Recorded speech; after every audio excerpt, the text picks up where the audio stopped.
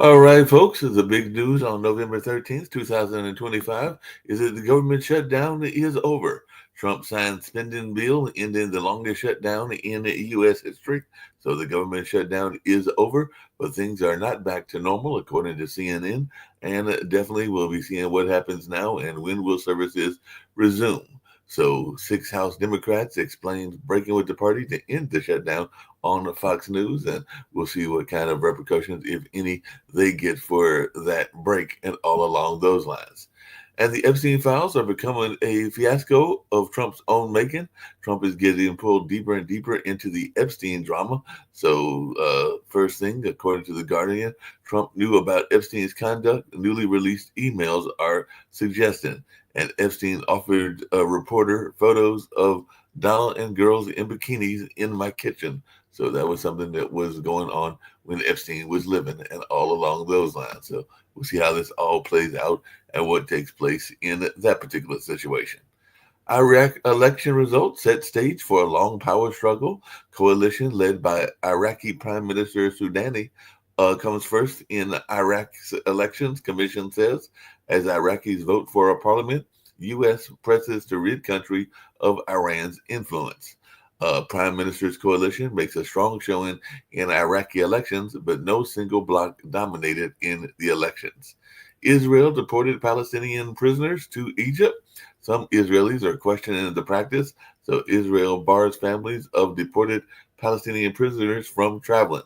Israel tightens restrictions on families of exiled Palestinian prisoners in Egypt. So that's definitely something that folks are talking about as well. EU seeks faster crackdown on China parcels that could hit Shane and Timu. So Brussels aims to speed up a crackdown on cheap Chinese parcels. So France pushes to accelerate higher duties on Chinese parcels, and EU to end duty-free perks for China's Timu and Shane. And definitely that'll be impacting some people doing their shopping in that area. And groundbreaking analysis of Hitler's DNA finds genetic disorder, but apparently no Jewish DNA or things along those lines. And even sometimes people are asking whether Hitler had a micropenis. And the dubious documentary analyzing the dictator's DNA is what The Guardian is talking about. Hitler's DNA reveals Nazi leader likely had syndrome that can affect genitals, researchers say. So definitely that is something that folks are talking about as well. And 10 years after Bataclan massacre, Paris is still scarred by Islamic State attacks. And France remembers the November 2015 terrorist attacks in Paris. France commemorates the 10th anniversary of that deadly Paris attack. And Ukraine's corruption scandal. What do we know so far? Top Ukrainian ministers submit their resignations as the country is rocked by a corruption scandal. So could Ukraine's corruption crisis lead to military defeat against Russia is what Al Jazeera is asking. Zelensky has fired the ministers accused of involvement in bribery scheme as public outrage grows. Israel's president says shocking settler violence against Palestinians must end, unjustifiable and intolerable. IDF commander in West Bank condemns extremist settler attacks. Israeli settlers set fire to Palestinian warehouse and land as West Bank attacks surge. So Israeli presidents are condemning serious attacks by settlers on the West Bank village. And G7 ministers unite on Ukraine and Sudan, avoid U.S. military and trade disputes. G7 foreign ministers to tackle Ukraine, Middle East peace at meeting in Canada. And Ukraine's foreign minister, Andrei Sybiha, presses G7 for support as Russia targets the energy grid. In Chile's presidential race, Communist Party candidate faces the son of a Nazi. So crime, migration, and the specter of Trinidad steer Chile's election. So Chile apparently is heading for a sharp right turn. We need an iron fist, the Trump-inspired favorite to win Chile's election is saying. Russia's first AI-powered robot walked on stage to triumphant music and took a few steps. So definitely that's something going on as the Russian humanoid robot falls on its face in its hyped debut. So apparently it went and failed after it took a few steps. So uncommon knowledge what a Russian AI robot says about Elon Musk and China. So definitely looks like the Russia's first AI humanoid robot fell flat on its face. So we'll see if they can improve that or not improve that, and also how that plays into the war and all along those lines. So lots going on in the world, and a lot that we're going to be talking about here on Pod TV and all along those lines. So definitely a lot's taking place, and we're always glad to be talking about a variety of these stories and all along those lines. Ukraine's dilemma as Pokrovich teeters, save lives or keep holding on. So Russian forces use fog cover to push further into a key Ukraine town. Russian offensive campaign assessment is what some people are even talking about with the Institute for the Study of War. And COP30 indigenous protesters defend summit incursion as climate talks roll. So protesters break into the COP30 venue in Brazil.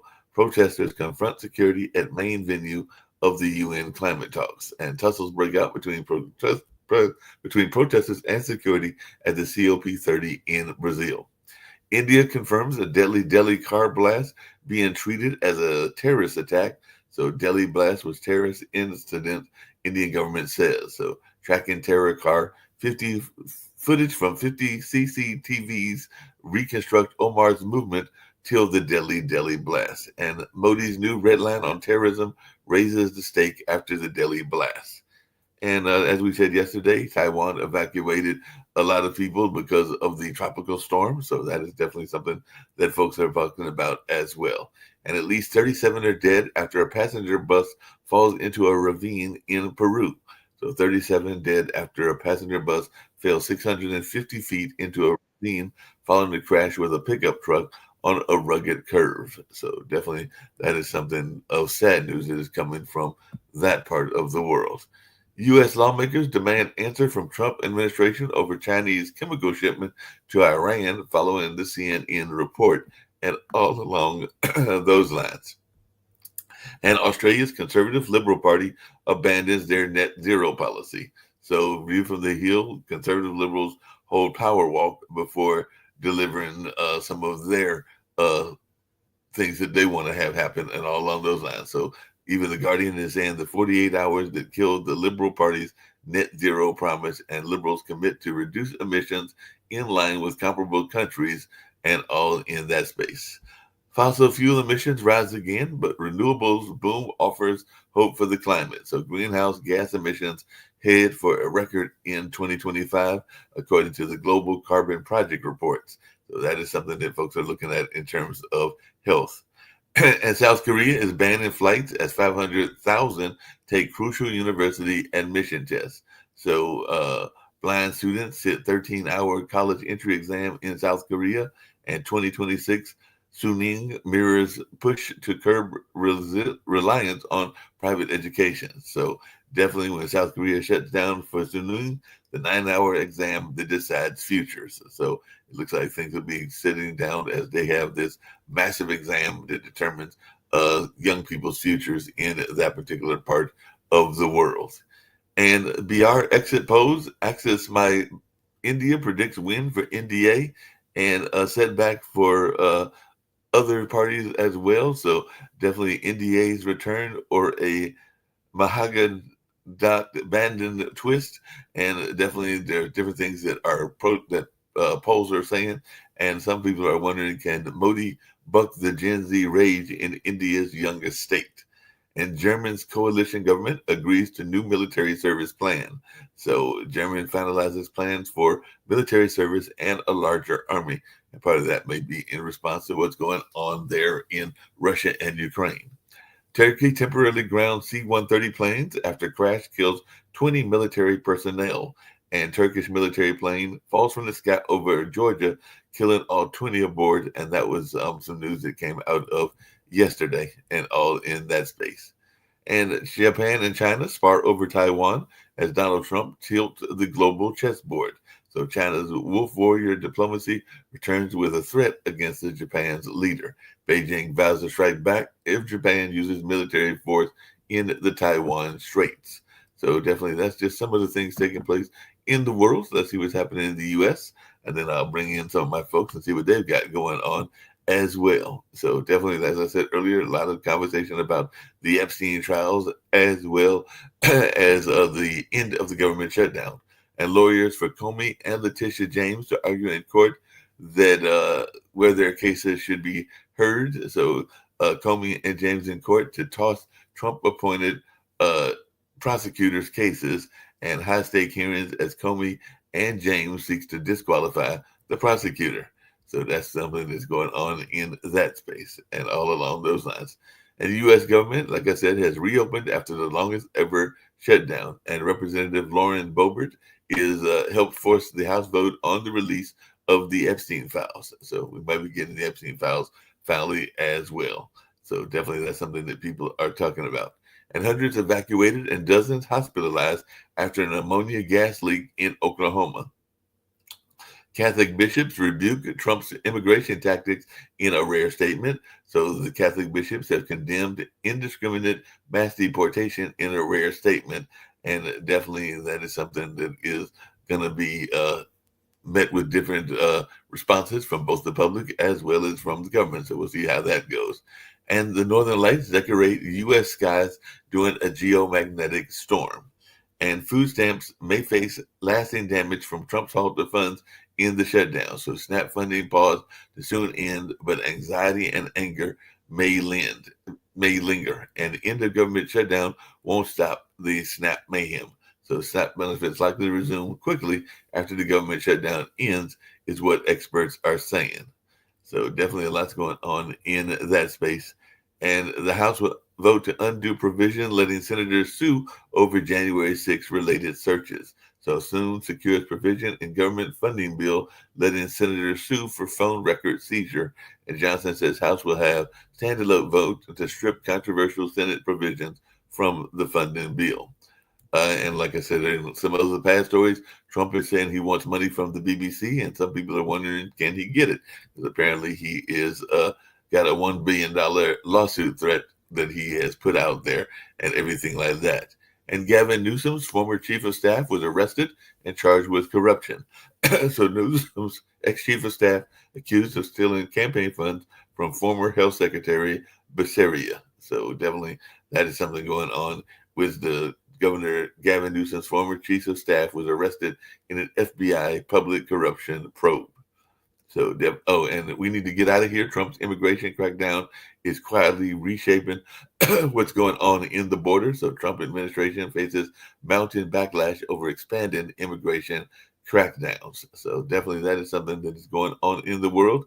And the civil rights leader, Jesse Jackson, who is 84, has been hospitalized. So, Reverend Jesse Jackson, hospitalized in Chicago. His family has confirmed, and apparently he's got a progressive supranuclear palsy diagnosis. So we'll see how he does as he tries to recover from that.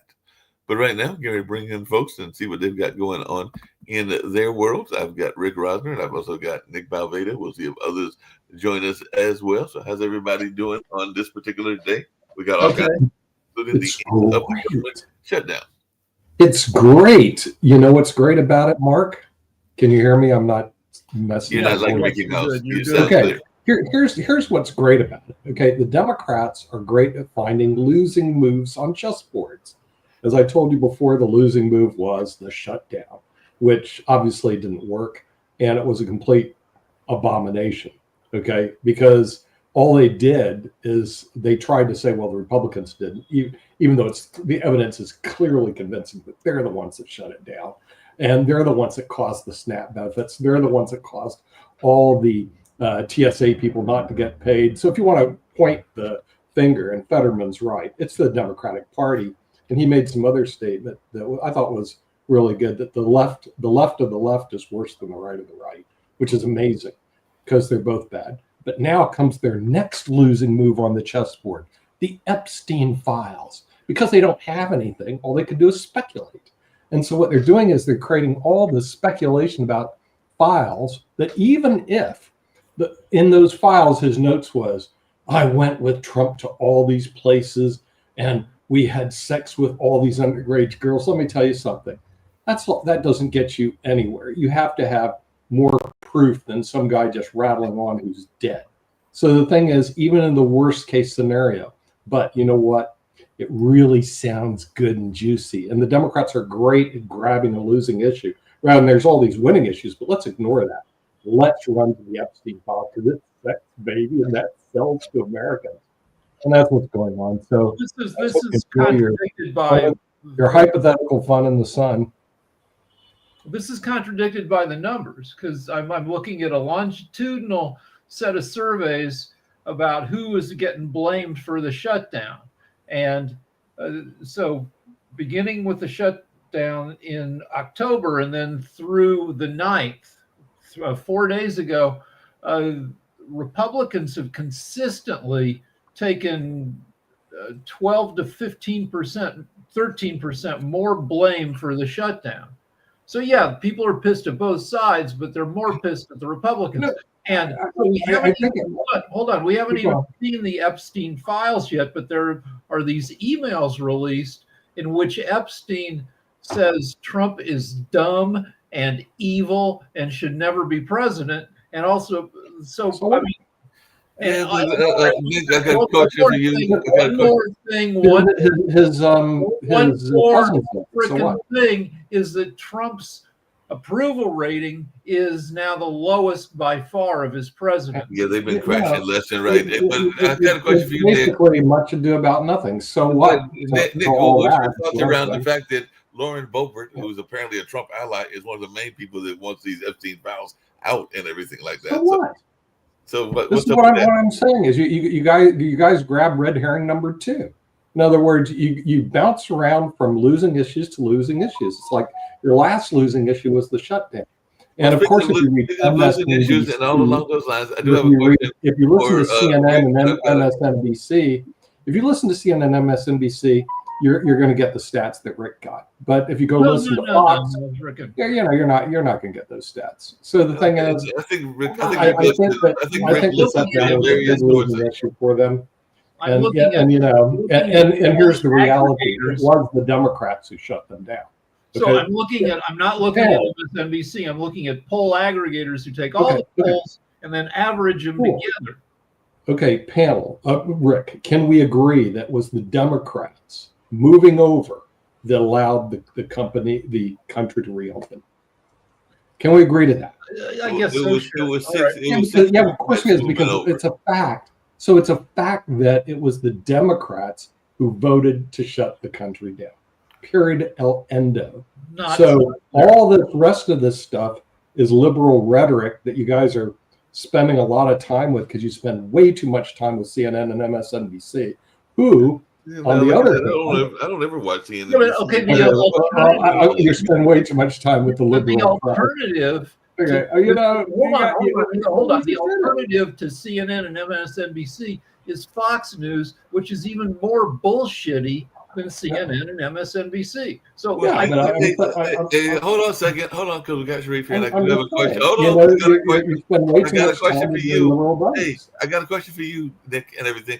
Because apparently Trump is committed. He's very committed. He said even yesterday to this $2,000 tariff dividend payment. So is this going to actually happen? And if so, how is it going to happen? So we're going to find it's not going to happen. Why is he so committed to it?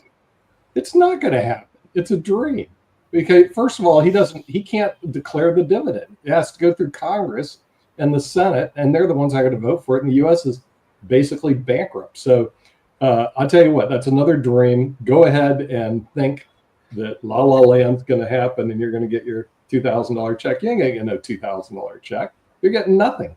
So forget it. So what'll happen is that's all poppycock, as they would say.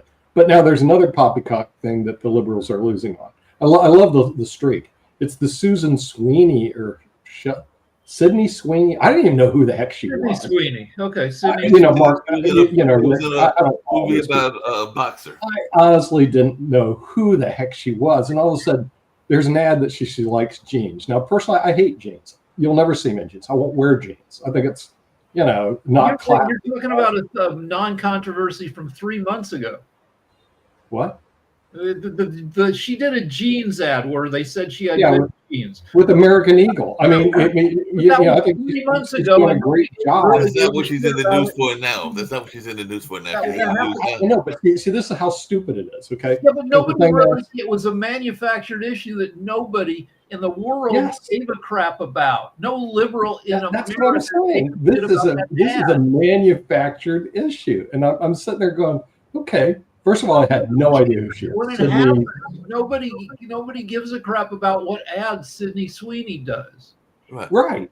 And I didn't either, but now it's all over Facebook. I can't get her Well, off my. then your Facebook is in a time warp from 3 months ago. Nobody cares. Really? My You, lord. you got a time Anyway, warp your friend Mark because Zuckerberg sent me folks all have this. been barely paying attention to this movie, even though I must say that it is an interesting case with the actual I haven't seen it. boxer and everything like that. Because I watched the documentary this past weekend, and it is a fascinating story, and it's not even 100% sure that her husband committed the crime, even though it raised some interesting legal issues and everything like that in the piece that I saw. I think that You're might have talking about the movie Christie, with Right. which tanked Yeah, at the Christie, box right. office, in which Sydney Sweeney plays a gay Christie. boxer who got beaten up by her Yeah. husband. Yeah, And I mean, apparently the movie completely flopped. Her only chance for redemption was the lefties of the lefties claiming that this was a white supremacy move. And I'm going, you cannot be serious. Well, here- Who the heck said that? I never heard anybody I say don't that. know. That's what I'm saying. You're All of a making up sudden, stuff now because I never heard anybody say that. they're reaching out to left field, and then some of the commentators that interviewed her say, "Do you want to have an opportunity to speak about this?" I'm trying. What is she talking about? She did a blue jeans commercial. Who gives a rat's for her? But you're Like making I up said, I stuff don't know right what to do. now. I got to bring you to Toby because you're making up stuff about this whole thing What do you about. mean that Toby wears blue jeans? And he's All in love right, with- so enough with Nick bullying people and actually Yeah. saying bogus stuff and just talking over top of people. So Nick, you know you're not going to overtalk me. That doesn't happen. I'm not going to allow you to do that. Nick, we're not going to do this. We're going to keep going like this because you know I talk professionally, so I can talk longer than you. Plus, I'm younger than you, and I have the ability to keep going longer than you.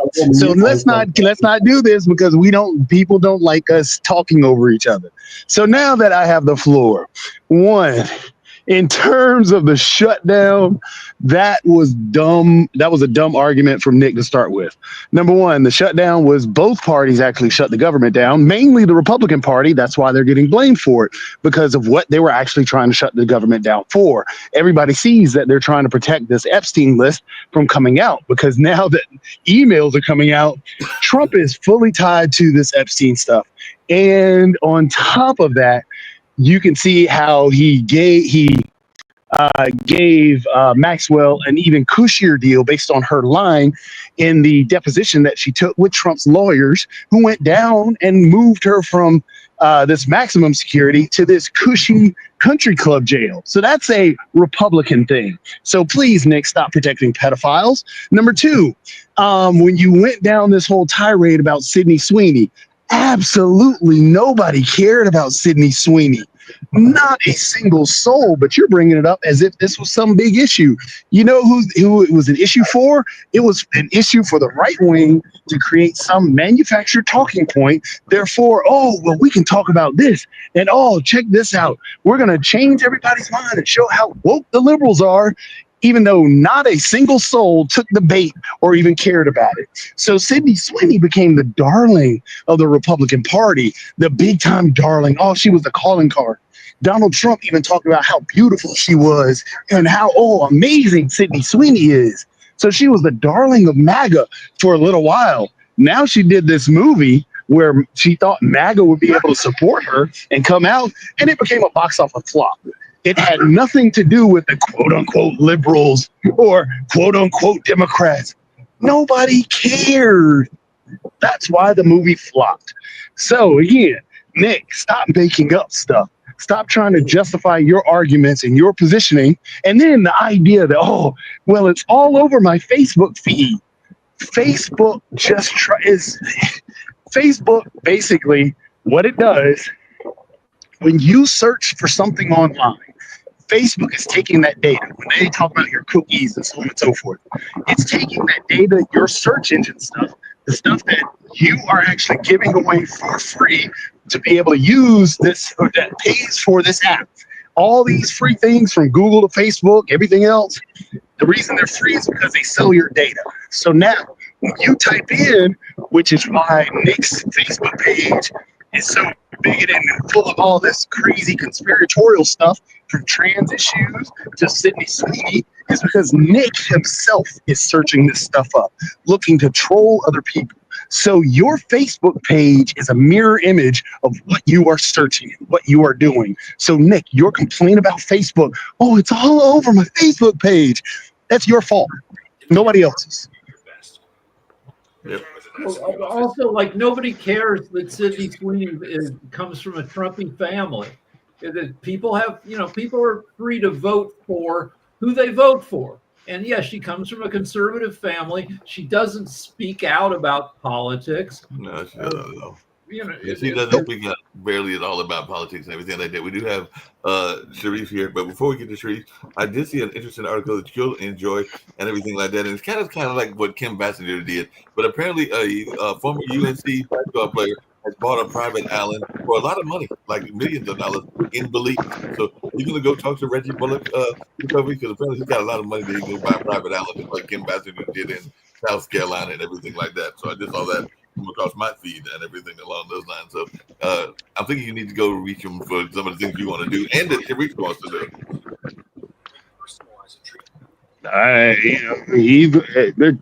Lots of people got lots of money out there. I wish they'd help, but I'm not going to go out begging for nobody. I know that's right. No need to beg. If he wants to come and help the cause, that's a good thing and everything like that. Hey, Rick, I did have a question for you because I've been doing this judging of a couple of films for actually a couple of film festivals and everything like that. But two of the films that I have seen recently deal with your area, and it's an issue that Nick would say is a very concerning issue in North Carolina and also in California, because both of these were in California. I think one was in Oakland, the other was in LA. So are there a bunch of these encampments that are coming up all over California? Yeah, LA is full of, LA has more than 70,000 homeless people. It's a huge freaking problem here. We've got the second most homeless after New York City. And yeah, there are plenty of encampments under highway overpasses and down by the river. It's a problem. I mean, not just because some of these encampments were very big. Because I know here in North Carolina, the encampments are usually tent cities that I've seen, everything like that. But these have got like mobile homes and a lot of very big. In the past 3 days, I'm waiting at a stoplight, and a guy walks out into the middle of traffic, stops in the middle of traffic, and punches himself in the head repeatedly. So that's a homeless crazy guy.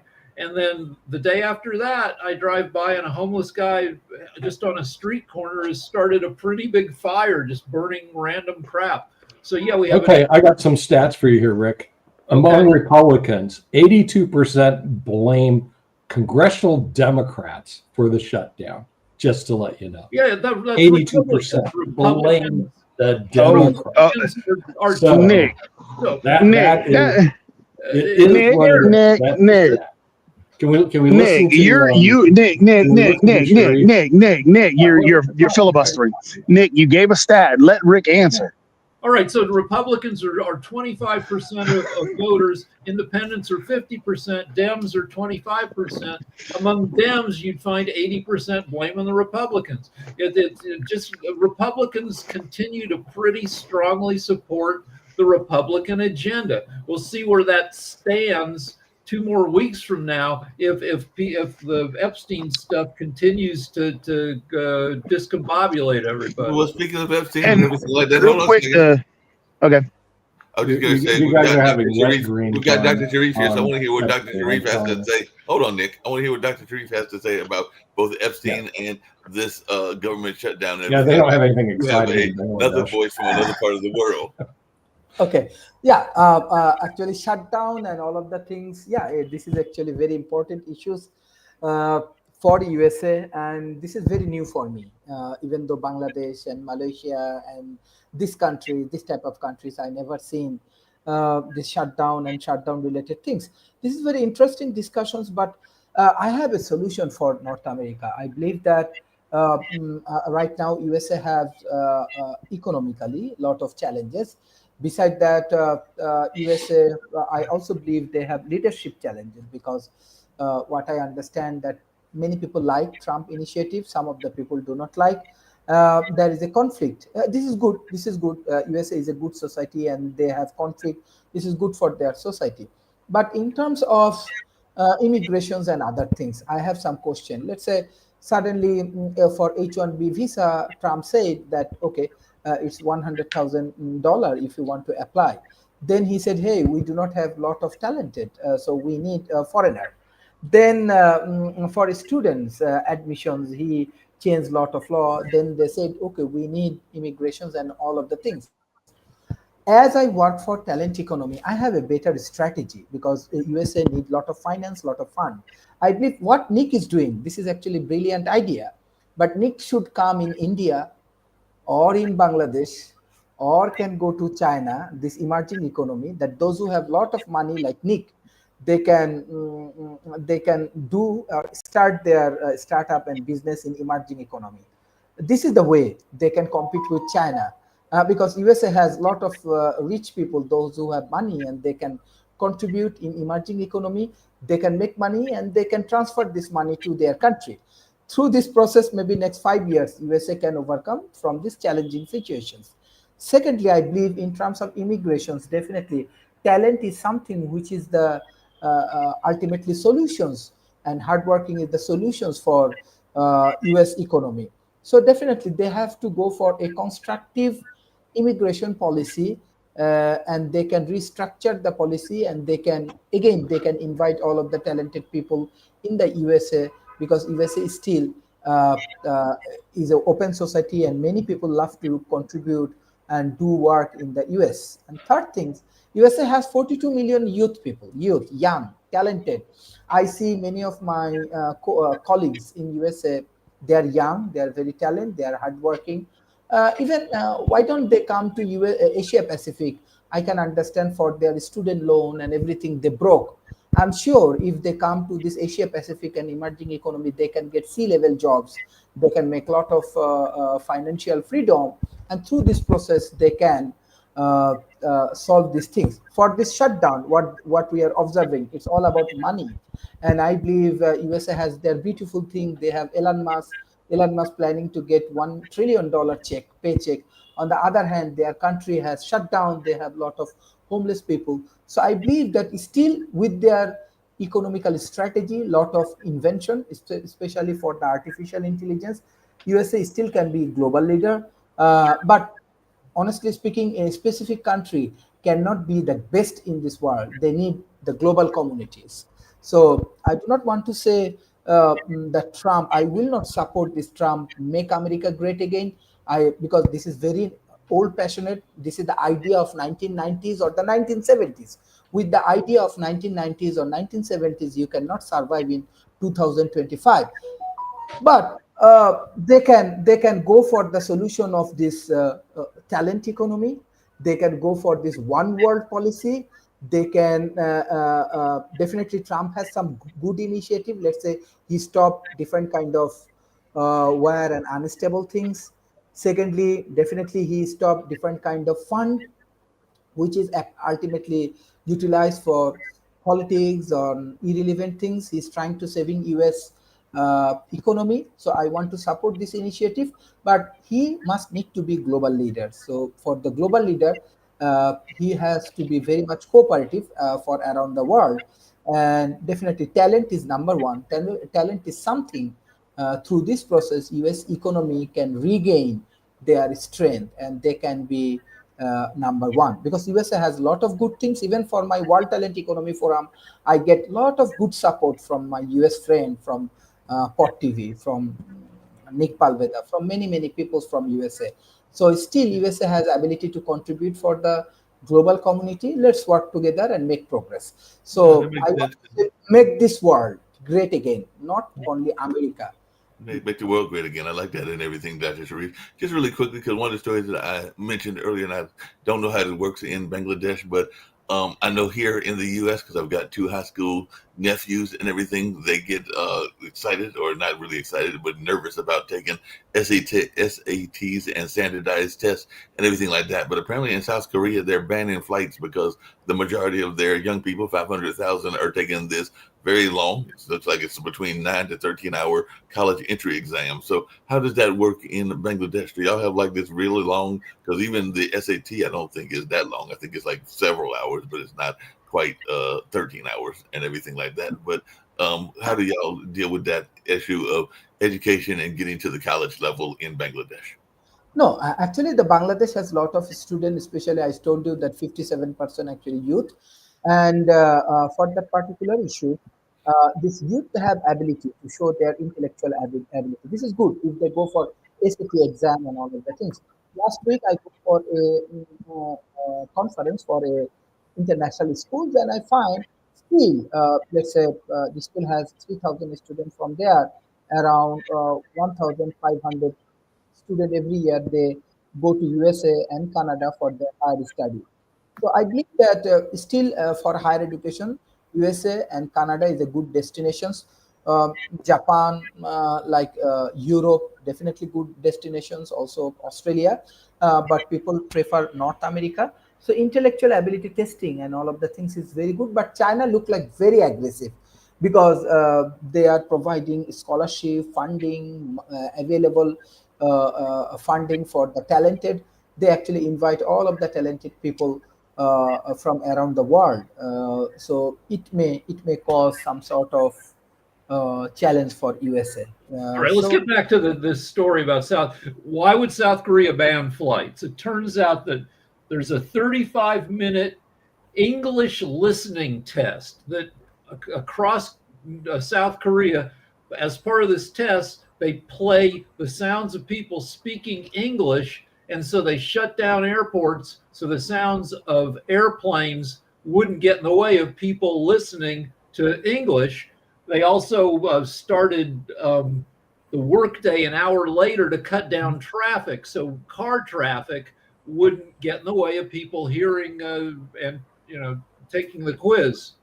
Yeah, it sounds like it's almost like a national holiday in some ways and everything. Yeah, I guess it is. I mean, the East Asia is very test oriented. Mm-hmm. A few years ago, they had to throw out a lot of kids in South Korea take the SAT. Taiwan, same thing. And in one of these countries, they had to throw out every SAT score in the whole country because of a massive cheating scandal. Oh, wow. They take it much more seriously than the U.S. does. Yeah, I was going to say they seem like they take it much more seriously. I did have a question because we've talked a lot about AI here on this network and in this particular show and everything like that. And apparently the Russians have AI as well, but they had like a mishap because apparently their AI robot walked on the stage to this triumphant music and took a few steps and then fell flat on its face. So apparently that's something that people are giving a hard time about because it was a AI failure. So we're going to see some actual more successful humanoid robots. Yeah. Part of Elon Musk's deal, where he's going to get paid $1 trillion if he is. It's like in sports, like some quarterbacks, they get $1 million, $2 million bonus if they hit certain milestones. If their team makes it to the divisional playoff, makes it to the Super Bowl. So Musk only gets his $1 trillion if he sells 1 million humanoid household robots by, I think, 2030. Okay. So yeah, we're going to be flooded with robots, and yeah, some of them are going to be shitty. Yeah, some of them are definitely going to be shitty. Hey, how much do we care about? Because it was one of the stories that I mentioned, but apparently people are looking at Hitler's DNA and trying to find out whether he had Jewish ancestry and what his body was like. They found out a ton about, like, they think he might have had a micro penis, right. Like one of these little teeny freaking, the size of a French fry. They also the genetics found him in the top 1% for autism, for schizophrenia. I mean, he did go crazy. By 1943, he was fully crazy. Germany could have stopped World War II and kept a huge chunk of Europe as the Nazi Empire if he'd stopped fighting by 1942. But by then he was going entirely nuts, and he invaded Russia, and he caused his own demise through his insanity. And I guess genetic testing is bearing that out. Yeah, it's proven that he might have been as crazy as people thought he was, even during that time and everything like that. Are we going to have some success with this climate talks and everything? Because apparently the indigenous people were protesting and they were saying that their land is not for sale, but definitely they're trying to have some control around climate. And I know that's an important issue to Sharif and the fine folks in Bangladesh. But what are we going to do in terms of finding some solutions to the climate disasters? Well, as we know, We're- we don't need to because it's all fake meatball. Okay. You're just So, shitting up bull. there's no reason to look at that. You don't climate. freaking believe that. You know, and if it does change, so what? I mean, like I said, if it changes, you know, it'll make weather nicer when I buy my place in Scotland. I'm all okay with it. So if you're worried about it getting warmer, I like warm weather. So Yeah, I don't see a problem with it. All right, so But I'm not going to spend billions of dollars trying to solve a problem that doesn't exist. It's like we're going to have trouble solving that. Speculation by the witness. I object. Oh wait, let the witness talk. So we're going to have trouble solving the issue due to examples like Nick just gave, because I know Nick doesn't believe what he just said. So yes, there are actual people that do believe that. And honestly, it was Gavin Newsom who just went to one of the climate symposiums, I guess, and tried to speak out for the people of California, saying that they were on board with the initiatives. However, even if the administration is against the current initiatives, that California would still be working with these other countries on that. So we're going to have troubles with this administration dealing with it. We're going to. There are some countries that will back this administration just to curry favor, but I mean it's going to be a battle. It is a huge threat, as you can see temperatures wildly going from 90 degrees to 30 degrees, the giant storms that are now more frequent. So yeah, it's a problem that needs to be addressed, but it's going to take a long time to address them until, you know, especially an administration like the one that we have, who just sold matter of fact, just rolled back, like I said, the forever chemicals out of the drinking water. There was another issue that they just sold something to. It was another rollback. But yeah, it's just, yeah, this administration, if it's going to be a leader, it's not going to be a leader in anything. Here's how it's freaking going to go. Climate effects are going to continue to get worse, but we're going to be saved mostly from climate change because Gen Z isn't making enough babies. Where the human population is going to hit a peak in sometime in the 2050s and then start declining. The fewer humans, the less pollution, and then we have to figure out how to power AI without wrecking the planet, and that'll be through nuclear reactors. Nuclear power in places where humans mostly aren't will power a lot of AI. So if we get AI squared away, if Gen Z continues to not make babies, a lot of the climate change effects will be terrible, but less terrible than they otherwise would have been. And by the year 2100, the year 2120, you know, things might be. Rick, you've said that several times about the lesser babies and the decrease in population of the humans and everything like that. But I do have a question for you. If the robots, the AI starts getting in there and they start developing human habits and all along those lines, couldn't that just as well increase the pollution? Because I'm thinking like not if you're shooting your load into a robot lady.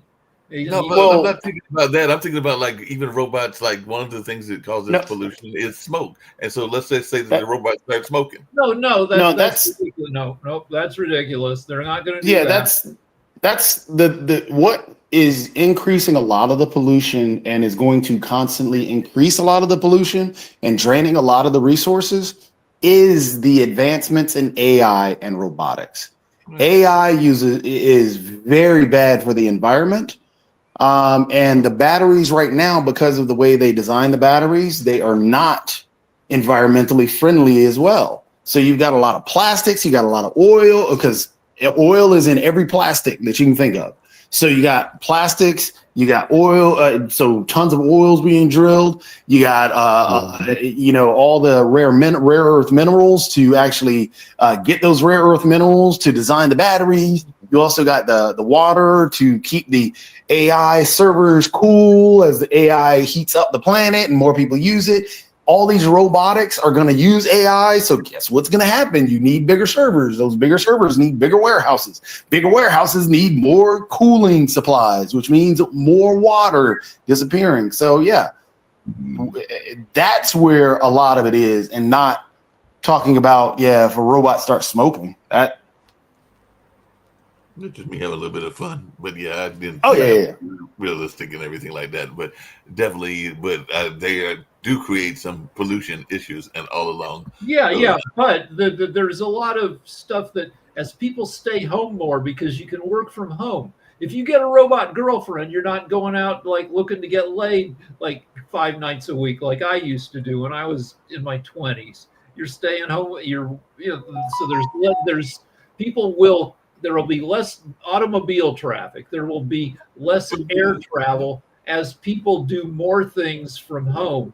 There'll be less kids too, though, because like I said, Yeah, I'm 63, so it doesn't matter that much to me unless I find a younger woman and everything like that. But it's not like you're going to have a baby with a robot, to your point earlier. Well, I mean, even that trade-off with the less cars on the road and the less air travel, you're actually not really losing much when you turn around and have to use the amount of water it takes to cool a whole server. I mean, the whole AI setup, or to design the batteries for the robotics. So you're actually not really losing much. We're consuming so much energy, and we don't have any resupply of that energy because we're not using a lot of reusable sources. I mean, until we get fusion down, fusion could be an answer to a lot of the situation, but fusion's not happening because of how are you going to be able to contain the power of a sun on the planet? You don't have any, you don't have the metals to be able to contain that. Well, so, and then if you're looking like containing it, you got to cool it. Guess what's coming to cool it? You got to take more water. So it's just your reusable supplies are not there. Yeah. So the NASA wants to put a nuclear reactor on the moon by the year 2030. I don't know if they'll make it, but nuclear power on the moon is coming. I don't know if you want to build a bunch of dirty power. The place to do it is on the frickin' moon. If you could put up a gazillion little reactors on the moon and then laser the energy back to Earth, then that solves a lot of problems. And of course, that's not in the immediate future, but by 2070, if the moon becomes a massive nuclear fission power plant, then that handles a lot of the energy needs of AI. Well, the tough part about that, as you said, it's not happening by 2030. In 4 years, we're not going to be able to create an energy transfer source and an energy transfer receiver. They want to do a crappy little reactor on the moon to power experiments and stuff by 2030. I mean, they wouldn't be able to power anything but anything on the moon by 2030. You're looking at 4 years, and even being able to get the actual supplies or anything there to do that, that's not happening. It's because it takes you. I'm just saying that AI is going to continue to want a shitload of power, and and you want to put the power generation for AI where people aren't, because one place, we can talk about putting reactors in orbit, but that's a major security risk. You can talk about putting reactors, north of the Arctic Circle, but then you're trashing the Arctic. So I mean, it's there. Yeah, I mean, I completely agree. It should be where nobody is, but I'm just saying by 2030, the technology isn't even Yeah, close to being there. We're basically at 2030. It's like you said, Yeah. it's 4 years away. Yeah, that's But- just around the corner and everything. So we're almost there. So it's going to be a matter of whether that takes place or not. It And doesn't then seem even to- more so, think about the amount of money that it would take to do that. We can't even get money to pay people in the US or even across the globe. We're not even investing. When India sent that probe that landed on the moon, and this is why I like the science community, because the science community backs the science community. It doesn't matter where you are. The science community helps each other. You could be from China, you could be from Indonesia, you could be from India, wherever. The science community celebrates the science community and tries to work with the science community because they understand if they want to get to different places, if they want to get to Alpha Centauri, you've got to be able to work with anybody and everywhere because there's genius across the globe. This is why I'm against the whole $100,000 on the thing that Trump is talking about, the immigration thing. But either way, when that probe landed on the moon and they figured out that that was the cheapest probe, not only the cheapest to land on the probe. I mean, well, actually, yeah, it was the cheapest probe to land on the moon and the way it was done. And the science community tried to work together, but nobody's putting right now. The U.S. isn't putting money towards that. Didn't investing to create and figure out more ways to create more probes so you can actually have legitimate space travel. That's not happening.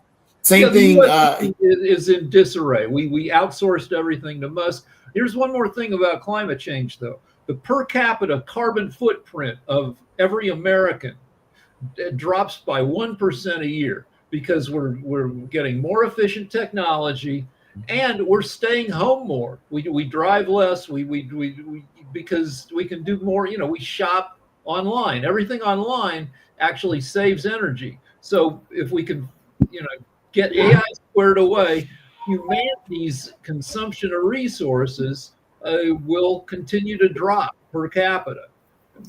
But Rick and Jacoby and even Dr. Sharif and if Nick wants to join it, isn't that dangerous though? Because one of the things I remember hearing during the pandemic was that because of us being inside, and I'm inside quite a bit doing this whole pod TV thing, but I do get out to my cultural arts center and other places. But it has, they say it's hurt us because we're not as able to adjust to being around people and everything like that. That's right. You can see it with Gen Z. It's called the Gen Z dead stare, where Gen Z has crappier social skills because they spend so much time online. Will that matter? Like my buddy Lance says that America has become pussified, that men aren't as manly as they used to be, and the testosterone levels are dropping. And all of which is probably true, but do we need is that going to destroy society? Men being pussies? I don't frickin' know.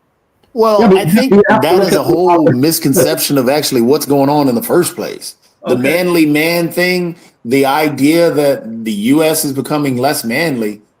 What exactly is manly? Toting around a gun, shirt, chest out, and all. The definition of manly is changing. So that's where that's coming from. Yes, testosterone levels are dropping.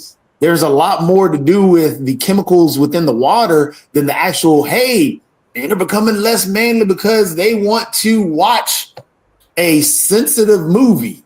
That is dumb. So it's just the definition is changing. The realities of the situation is that it is okay as a man to share feelings now, which before in prior years, no, you can't share your feelings. You just got to suck it up. And that's why the suicide rate amongst men is high. So the definition of manly is changing. The testosterone levels, that's dealing with more so chemicals and the environmental effects than, hey, they're just not wanting to tote a gun everywhere they go anymore and get into fights. That's dumb. That's not manly. So Pete Hegseth, the Secretary of Defense, wants to make the military more manly. He just demoted like one of the highest ranking, most qualified women in the military. And like, do we think a more manly military, a tougher military, is going to be a better war fighting military? I think given modern technology, no. I think Hegseth is a fucking idiot. And Hegseth is a racist. Hegseth is a misogynist individual. Yes, he has some racist tendencies that push in the background. You saw that in what he did with his policies that he was pushing. But all Hegseth is doing that he cares about is white men. That's why anything dealing with DEI, any brown, he took the friggin' Tuskegee Airmen. They actually took out a what was it? There was an institute that was dedicated to women that they just took down, and that was overseas, and I cannot remember the name. But this was all Hegseth. So yeah, manly means white male, according to Pete Hegseth and Donald Trump. So I'm just talking about in general, the social changes that are happening to the U.S. You can say that they're bad, or you can say they're just frickin' social changes and we need to get used to them. Gen Z, being the way Gen Z is, making fewer babies, being more online, being more on devices, you can say that's the end of the world, or you can say it's a social change that we got to get used to. That's something that you can say and everything like that. We're winding down. We got about 4 minutes. Hey, I see Nick's back and everything along those lines. Nick, I know that you put your bid in and all along those lines for the Napoleon brooch, because apparently somebody bought it for 4.4. So I figured you probably bid for 4.2. You just didn't have the 4.2 to get it and everything like that, because apparently he lost it during the Waterloo fight, and they just recently sold it earlier today. It looks like for $4.4 million, but apparently he lost it while he was fighting in the Battle of Waterloo. You're saying that Napoleon was wearing fancy jewelry into battle? Yes. Really? That doesn't sound very manly, and he was the greatest general of the 19th century. Yes. Yeah, he was pretty good. You know, he had a 13-karat brooch, diamond brooch that he was wearing into battle, and apparently he lost it in between all that battling at Waterloo, the one that he lost, and everything like that. But you're right, that doesn't sound all that manly, even though a lot of athletes were wearing all kinds of brooches and all kinds of. During the World Series, my wife could not believe all the diamond necklaces on the players. Well, they can afford it because they get paid like hundreds of millions of dollars to hit a bat. Yeah. I mean, it's incredible. That's part of the problem with wealth disparity, is that for some reason, if you're like an athlete or an entertainer or even certain corporate executives, you can get $1 trillion, $1 billion, and all the people who work, they get squatted on. So, it's the problem is the athletes and entertainers, athletes in particular make a ton of money, but they're also getting screwed when you take into consideration how much value they generate for the team owners. Well, the thing is that what you have is a winner take all economy, Rick. And the thing is, remember during the Eisenhower administration, the income tax rate was 90 to 94% to help pay for the war and the debt. At the highest, you made more. Yeah, if you for the highest earners, if you pay. Sure. Yeah, if you're making over $1 million a year, pay 90%. You know what is in Spain? You'll love it. You hit 600,000, you're paying 47% to Spain. And the only reason you're paying that low is they give you a break if you come from overseas. So they can get down to 20. Speaking of breaks and everything like that, I saw an interesting ad on TikTok of all things, but I was just curious. Is it actually true, Nick, that there are certain islands in certain places? Because I think this was in Italy where they are paying people to come to these. Yeah, they are. Because they were like offering an island in, I want to say it was Italy. It was like $6,000 a month or something like that. Well, they pay people to move in certain places in Europe because they need people. And they also do it in the United States. If you move to Alaska, you get the Alaska Royalty Trust Fund. You would get a couple $1,000s a year because you're living in Alaska. But is it worth living in Alaska for $2,000 a year? No. High tax rates on high earners actually helped business. If you're a CEO of a company and you're going to be paying 90% on any income over $1 million, that encourages you not to take your earnings in the form of salary, but to instead take that money and put it back into your company. Or deferred comp, or maybe hopefully your employees, but I doubt if that's going to happen. No, but it happened in the 50s. It happened in the, it does more than anything. It levels the playing field. All the Democrats, they say Trump's the king. wait a minute. We have kings everywhere. They're called high income, ultra high net worth individuals. They're kings of their own kingdom. And what's the highest tax bracket right now? 38%? Something like that, yeah. Yeah, and 30, the lowest it's been, roughly the lowest it's been since they were at 90% in the early 60s. Elvis paid 91%. I know, yeah, but also the thing is your capital gains tax are low, and then on top of it, the inheritance tax doesn't kick in until you have 30 million. So the Americans are so stupid that you have to realize unless you have 30 million, you are broke. You know, once you hit 30 million, then you have to start paying inheritance taxes. When I was a young pup, the inheritance tax started at 600,000, and for a couple it was 1.2 million when I graduated from law school. Now it's 30 million. So if you think about it, it's like this.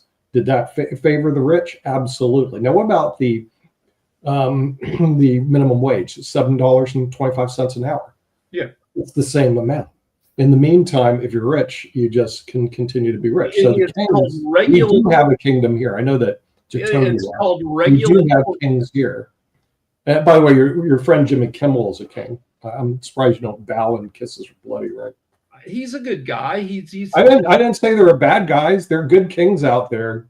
Rick has nothing to do with it. And I'm sure he'd be I'm sure that if they raise taxes, and I'm sure he makes more than $1 million a year, and if they raise taxes on people who make more than $1 million, of course he'd look into tax shelters, which really exist less than they use, but he'd willingly pay taxes. He's not.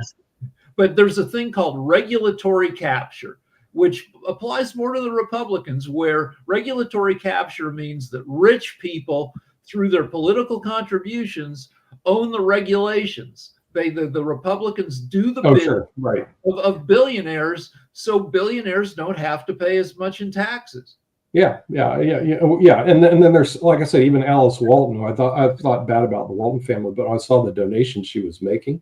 She's not a bad person. And same with Mackenzie Scott. I don't know if you know this, Mark. She's funded 2 HBCUs. Recently, she just gave $50 million to Winston State. State University. Yeah, there's a lot of folks. She gave him $50 million unrestricted gift. So she's doing something good with her. Recommend that there's a sitcom. There's a sitcom about Mackenzie called Loot, where Maya Rudolph plays the richest woman in the world. She got tens of billions in a divorce from her scumbag billionaire husband, and she's trying to figure out how to do good with it. And it's a really fun. It's not a it's a funny show. Like the last episode we saw, she crash lands on an island that is occupied by a nudist colony led by Henry Winkler. So we got to see Henry Winkler naked along with a bunch of other naked 80-year-olds. Oh, great. That'll be exciting. I can't wait. We get ready to wrap up and everything like that. Just really quickly, Nick, I did talk to a maintenance worker here at my apartment complex, and he was telling me that they just recently moved because him and his wife are travel nurses, but he was saying that the interest rate has gone up. I think he said from 2.9% to 7.5% that they were paying. So that's another issue we got to deal with housing and everything like that. I'll see if we have that next on David Walker, because I think housing is an extremely important issue. And I think it's also important that we get out of here because we're past an hour. Yeah. So we got to go. Everybody's leaving. We'll get out of here too. So, David.